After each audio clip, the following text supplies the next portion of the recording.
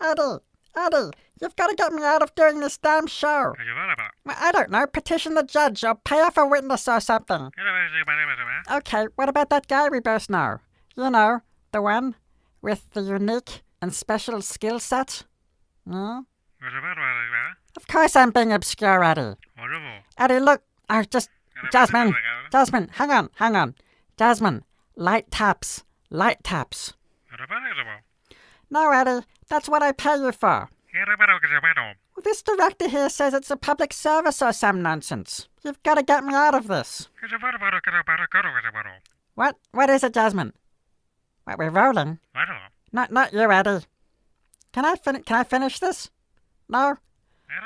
Okay. Hello, little people, and welcome to Us History, the interesting bits. My court ordered hiatus from making a ton of money in children's television.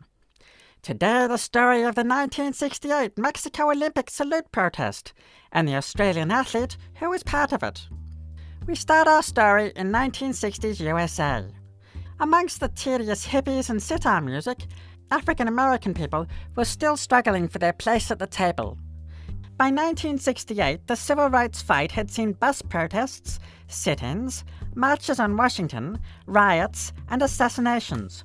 Most notably, Martin Luther King, only months before the 1968 Mexico Olympic Games were due to start. Some people, like the civil rights activist Harry Edwards, said African American athletes should boycott the Games, and he started a group called the Olympic Project for Human Rights to publicize this stand. Among their demands was the sacking of the boss of the International Olympic Committee, a guy called Avery Brundage, who they claimed was a Nazi-sympathizing racist. Two young athletes, Tommy Smith and John Carlos, joined this project and called for the boycott too. But ultimately the move failed. So instead, Carlos and Smith went to Mexico to compete. It was a long way from either of these athletes' upbringings. Carlos grew up in post-war Harlem, the son of Cuban immigrants.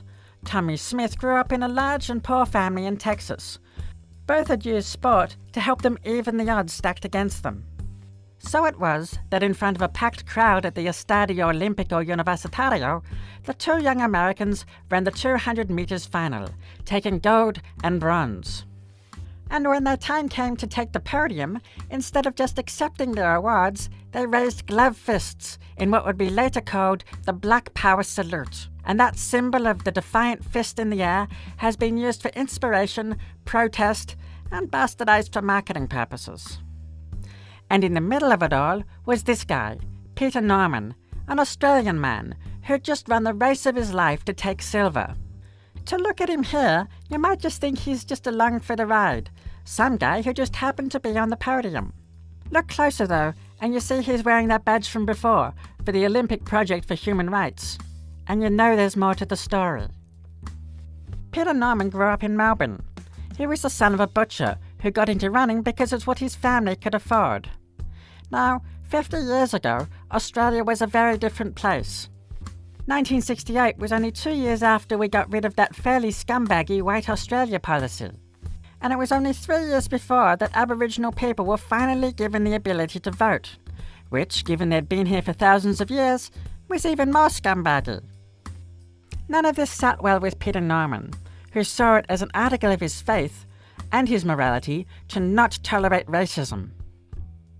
By the time of the 1968 Olympics, Norman was one of our best sprinters. And when he got to Mexico, he found the synthetic track they used there made him even faster. So much so that in one of his heats, he broke an Olympic record and held it briefly until the Americans ran their own heats. In the final, while Tommy Smith powered away to gold, Norman snuck past Carlos to take silver. Then came the protest. John Carlos told Norman what they were going to do, and to their surprise, Norman said he'd stand with them. They asked one of their teammates, a rower, to give Norman his Olympic Project for Human Rights badge. And when John Carlos realized he forgot his pair of gloves, it was Norman who suggested he share Tommy's. Now these may seem like small details, but they show that this Australian man, Peter Norman, wasn't a bystander in this protest. He was part of it, and he did it because he knew it was the right thing to do. And after the protest was over, just like Smith and Carlos, Peter Norman would also face repercussions for his actions. After the salute protest, Avery Brundage, the dubious Olympic official I mentioned before, had the two Americans expelled from the Games. Side note, unlike the Black Power salute, Brundage was totally fine with athletes giving the Nazi salute at the 1936 Games. And it's fair to say history hasn't really looked kind on people who prefer Nazis to civil rights. Back in Australia, meanwhile, Norman would never be invited to another Olympic Games. When the Munich Olympics rolled around, neither Norman nor any other sprinters were sent. Accounts differ why. Supporters and biographers point out that Norman set qualifying times, but was pushed aside because of his protest. Meanwhile, Olympic officials claim injury and lack of form kept him from being selected. Whatever the truth, I think it's fair to say that at an extraordinary time, Norman helped create an extraordinary moment. And then when he came home, we treated him in a way that was a fair bit less than extraordinary. In the 2000 Sydney Olympic Games, Norman wasn't invited by Australian officials to come see any events. Instead, the American track team invited him themselves. Peter Norman was a hero to them. Just not, it seems, to us.